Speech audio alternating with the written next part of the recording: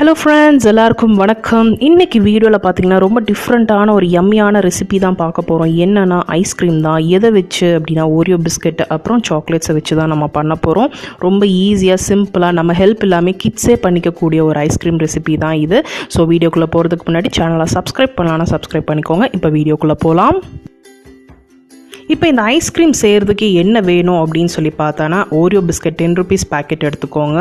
அதுக்கப்புறம் மஞ்ச் அந்த மாதிரி, அதாவது இந்த பேக்கிங்கில் இருக்கிற இந்த மாதிரி பேக்கிங்கில் இருக்கிற பிஸ்கெட்ஸ் அண்ட் சாக்லேட்ஸ் எது வேணால் நீங்கள் எடுத்துக்கோங்க. நான் உங்களுக்கு வந்து ஓரியோ இந்த மாதிரி எடுத்து காட்டுறேன்.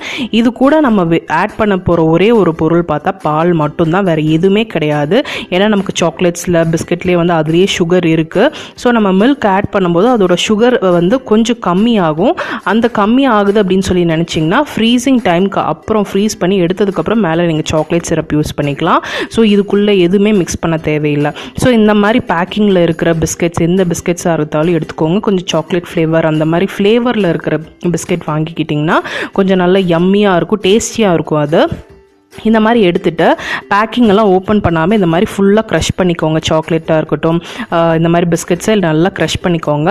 நான் வந்து ஓரியோ எடுத்துருக்கிறதுனால அது வந்து சாக்லேட் ஃப்ளேவரில் வாங்கியிருக்கு. ஸோ அது வந்து நல்ல ஒரு ஸ்வீட்னஸ் வந்து அதுலேயே ஜாஸ்தி இருக்கும். அப்புறம் மஞ்ச்லேயும் அப்படி தான் நல்ல ஒரு ஸ்வீட்னஸ் இருக்குது. மஞ்ச் 20 rupees பேக்கில் பார்த்தீங்கன்னா நட்ஸ் இருக்கும். ஸோ அந்த மாதிரி ஒரு ஃப்ளேவரில் நீங்கள் ட்ரை பண்ணி பாருங்கள், ரொம்ப நல்லாயிருக்கும். அப்புறம் மஞ்ச் வேப்பர்ஸ்லேயும் பார்த்தீங்கன்னா நல்லாயிருக்கும். அது வந்து நல்லா கிறிஸ்பியாக இருக்கும் உள்ள. ஸோ அதில் நட்ஸ் இருக்காது, வெறும் வேப்பர்ஸ் மட்டும்தான் இருக்கும். ஸோ அந்த மாதிரி உங்களுக்கு எந்த மாதிரி ஃப்ளேவர்ஸ் வேணுமோ அந்த மாதிரி சாக்லேட்ஸ் வாங்கிக்கோங்க. உங்களுக்கு சாம்பிள் பேக்கெட்ஸ் வந்து இந்த மாதிரி இருந்துச்சுன்னா தான் உங்களுக்கு வந்து அந்த பால் ஊற்றும் போது எந்த ஒரு லீக்கேஜும் இருக்காது.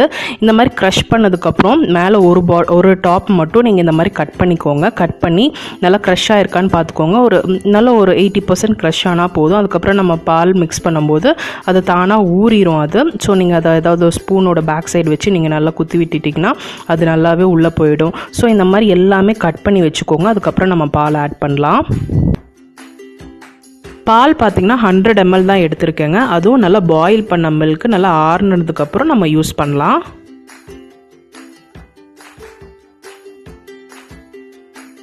இந்த ரெசிபி பார்த்திங்கன்னா கிட்ஸை தாராளமாக நம்ம பண்ண சொல்லலாம். ஏன்னா இதில் வந்து நம்ம கேஸ் ஆன் பண்ணுறது கிடையாது, இல்லை ஒரு கத்தியோ எதுவுமே வச்சு நம்ம யூஸ் பண்ண போகிறது கிடையாது.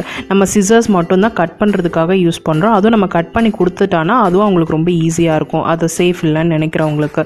ஸோ பார்த்திங்கன்னா நான் கிட்ஸுக்கு வந்து நம்ம குக்கிங் என்கரேஜ் பண்ணலாம். இந்த மாதிரி குட்டி குட்டி ஏதாவது டிஷ்ஷஸ் பண்ணுங்க அப்படின்னு சொல்லிட்டு அவங்களோட டேஸ்ட்டுக்கு தகுந்த மாதிரி பண்ண சொல்லும் போது அவங்களுக்கு குக்கிங்லேயும் இன்ட்ரெஸ்ட் வரும். ஸோ அதே டைமில் பார்த்திங்கன்னா அவங்களும் சொல்லுவாங்க இதில் பண்ணலாம் அதில் பண்ணலாம். அவங்களுக்கும் நிறைய ஐடியாஸ் வரும். நம்ம அதை என்கரேஜ் பண்ணும்போது ஐடியாஸ் வரும். ஏன்னா சில டைம் வந்து ஃபயர் இருக்கும், வராதிங்க அப்படின்னு சொல்லிட்டு நம்ம வந்து விட மாட்டோம். ஸோ இந்த மாதிரி ஏதாவது ஒரு சின்ன சின்ன ரெசிபி ஃபயர்லெஸ் குக்கிங்கில் நம்ம கிட்ஸை பண்ண சொல்லும்போது அவங்களுக்கு அந்த டிஷ்ஷை சாப்பிடும்போது அவங்களுக்கு ரொம்ப ஹாப்பியாக இருக்கும். ஏன்னா ரொம்ப டேஸ்ட்டாக வரும்.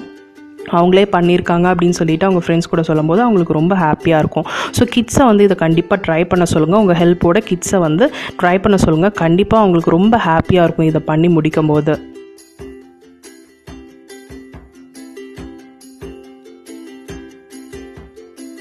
இப்போ பார்த்திங்கன்னா ஃபுல்லுமே க்ரஷ் பண்ணியாச்சு.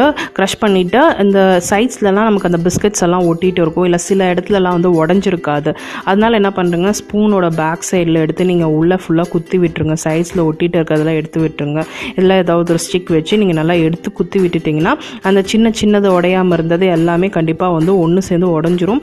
அதுவும் இல்லை வேணாம் அப்படின்னா பால் ஊற்றும் போதே கண்டிப்பாக எல்லாமே சோக்காரும் போது எல்லாம் ஈவனாக ஆகிடும். அதுக்கப்புறம் ஒரு ஸ்டிக்கோ இல்லை ஸ்பூன் வச்சு நீங்கள் உள்ளே நல்லா கலக்கி விட்டு போதும். அதுக்கப்புறம் நீங்கள் ஃப்ரீசிங்க்கு வச்சிடலாம். ஃப்ரீசிங் டைம் வந்து பார்த்தீங்கன்னா 8 to 10 hours வைங்க. இல்லை ஓவர் நைட்டில் வச்சுருங்க. ஈவினிங் பண்ணுறீங்கன்னா ஓவர் நைட் வச்சுருங்க. அது மார்னிங் நீங்கள் எடுத்து சாப்பிட்ற மாதிரி இருக்கும். இடையில எடுத்திங்கன்னா கண்டிப்பாக உடையும். ஏன்னா இதில் எந்த திங்ஸுமே நம்ம ஆட் பண்ணல, வெறும் பால் மட்டும்தான். ஸோ இதில் வந்து நமக்கு அந்த திக்னஸ்க்காக நம்ம எதுவுமே ஆட் பண்ண கிடையாது. ஸோ வந்து நல்லா ஃப்ரீஸ் பண்ண விட்டால் தான் இது சாப்பிட்றப்போ க்ரன்ச்சியாக இருக்கும். இடையில ஒரு 3-4 ஹவர்ஸ்க்கு இடையில எடுத்திங்கன்னா கண்டிப்பாக உடஞ்சிருக்கும். இல்லைன்னா நமக்கு அது ஃப்ரீஸ் ஆகிருக்காது, கொலான்ட்டு இருக்கும். அதனால் ஒரு ஃப்ரீசிங் டைம் பார்த்திங்கன்னா ஒரு அப்படியே ஓவர் நைட் விட்டுருங்க. இல்லை மார்னிங் பண்ணுறீங்க அப்படின்னா நைட்டு ஃபுல்லாக ஒரு 8-9க்கு மேலே சாப்பிட்ற மாதிரி பார்த்துக்கோங்க. ஏன்னா இடையில கண்டிப்பாக வந்து ஆயிருக்காது. ஏன்னா வெளியில் நமக்கு நல்லா சில்லுன்னு ஆயிருந்தாலும் கெட்டியாக இருந்தாலும் உள்ளே வந்து நமக்கு வந்து கொலான்ட்டு இருக்கும். ஸோ அதனால் வந்து 8 to 10 hours 12 hours விட்டுட்டாலும் பரவாயில்ல. அந்த டைமுக்கு மேலே நீங்கள் எடுத்து சாப்பிட்டு பார்த்தீங்கன்னா அவ்வளோ சூப்பராக இருக்குங்க. உங்களுக்கு அந்த ஸ்வீட்னஸ் பத்தலை அப்படின்னு சொல்லி நினச்சிங்கன்னா சாக்லேட் சிரப் யூஸ் பண்ணிக்கலாம். மேலே யூஸ் பண்ணிவிட்டு நீங்கள் ஒரு 10 மினிட்ஸ் ஃப்ரீசரில் வச்சு எடுத்திங்கன்னா அதுவும் பார்த்தீங்கன்னா ஒரு சாக்கோபார் சாப்பிட்ற மாதிரியே தான் இருக்கும். அதே ஃபீல் இருக்கும். மேலே சாக்லேட் கோட்டிங் கொடுத்துருக்கறனால சாக்கோபார் சாப்பிட்ட நினைப்பே தான் இருக்கும். நமக்கு அதே ஃபீல் தான் வரும். இப்போ பார்த்தீங்கன்னா எல்லாமே ரெடி.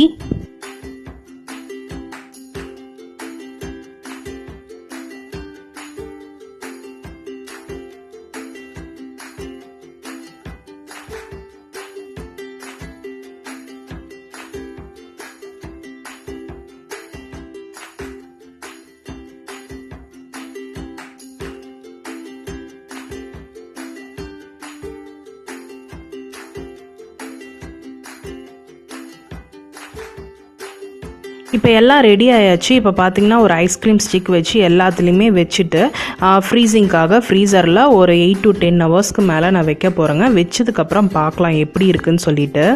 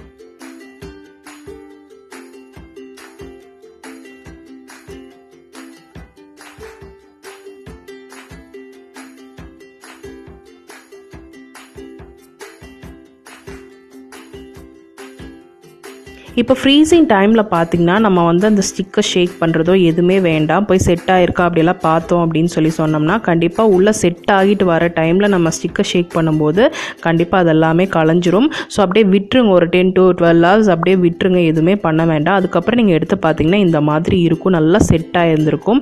நான் 6 to 7 ஹவர்ஸில் எடுத்துட்டாங்க. அதில் ஒரு ஓரியோ மட்டும் எனக்கு வந்து சரியாக செட் ஆகலை. அது இன்னும் ஒரு 4 to 5 hours வைக்கிற மாதிரி ஆயிடுச்சு. மற்றது எல்லாமே நல்லாவே செட் ஆயிருந்தது. சாக்லேட்ஸ் எல்லாம் நல்லா செட் ஆயிருந்தது. அண்ட் பார்த்தீங்கன்னா இது வந்து நம்ம எப்படி சாக்லேட் பிரித்து சாப்பிடுமோ அந்த மாதிரி பிரிச்சுருங்க. இந்த நான் எப்படி பிரிக்கிறோன்னா அந்த மாதிரி சிசர்ஸ் வச்சு நீங்கள் கட் பண்ண ட்ரை பண்ணிங்கன்னா கண்டிப்பாக உடஞ்சிரும். ஸோ இந்த சாக்லேட் நம்ம பிரிக்கிற மாதிரி இந்த மாதிரி பிரிச்சிடலாம். அதுக்கு தான் அந்த டாப்பை வந்து அப்படி கட் பண்ண சொன்னது. ஸோ ரொம்ப ரொம்ப ரொம்ப நல்லாயிருக்கும். இதை நீங்கள் வந்து உங்களுக்கு இந்த ஸ்வீட்னஸ் பத்தலை, ரொம்ப ஸ்வீட் கம்மியாக இருக்குது அப்படின்னு சொல்லி நினச்சிங்கன்னா சாக்லேட் சிரப்பை மேலே ஊற்றிட்டு ஒரு 10 minutes ஃப்ரீசரில் அதே மாதிரி வச்சுருங்க. நல்லா ஃப்ரீஸ் ஆயிரும். சாப்பிட்றதுக்கு சாக்கோபார் சாப்பிட்ற மாதிரியே இருக்கும். அதுக்கப்புறம் நீங்கள் எடுத்து டேஸ்ட் பண்ணி பார்த்தீங்கன்னா இந்த ரெசிப்பியை நீங்களும் ட்ரை பண்ணி பாருங்கள். கிட்ஸை ட்ரை பண்ண சொல்லுங்கள். இந்த எக்ஸ்பெரிமெண்டல் குக்கிங்னே இதை சொல்லலாம். கிட்ஸ் ரொம்ப ரொம்ப என்ஜாய் பண்ணி பண்ணுவாங்க. இதை நீங்களும் ட்ரை பண்ணி பார்த்துட்டு எப்படி இருக்குன்னு கீழே கமெண்ட் பாக்ஸில் எனக்கு கமெண்ட் பண்ணுங்கள். உங்கள் ஃப்ரெண்ட்ஸோட ஷேர் பண்ணுங்கள். சப்ஸ்கிரைப் பண்ணலான்னா சப்ஸ்கிரைப் பண்ணுங்கள். இந்த வீடியோ பிடிச்சிருந்ததுன்னா ஒரு லைக் கொடுங்க. நெக்ஸ்ட் ஒரு இன்ட்ரெஸ்டிங் வீடியோவில் நான் உங்களை பார்க்குறேன். தேங்க்ஸ் ஃபார் வாட்சிங்.